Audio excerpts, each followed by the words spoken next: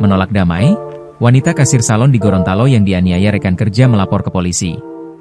Video penganiayaan yang melibatkan dua pegawai sebuah salon kecantikan di ibu kota Pohuwato, Marissa, Provinsi Gorontalo, heboh. Alih-alih berdamai, korban yang diketahui merupakan wanita itu memutuskan lapor ke Polsek Marissa. Sebetulnya, informasi yang dirangkum tribungorontalo.com dari sumber keluarga dekat, masalah ini sudah dimediasi pihak kepolisian. Kedua belah pihak disebut-sebut sudah berdamai dengan menandatangani surat perdamaian. Perdamaian itu diduga dilakukan di malam kejadian penganiayaan itu terjadi, yakni Jumat malam, 26 Desember 2025, kemarin. Belakangan, ketika video penganiayaan itu bocor ke publik, banyak kalangan netizen yang lantas meminta agar korban tak membiarkan persoalan ini berakhir, minta maaf. Sebab, apa yang dilakukan oleh pelaku yang juga sama-sama karyawan salon kecantikan itu, sudah keterlaluan. Tubuh korban diseret lalu dilempar hingga 2 meter dari lokasi ia berdiri.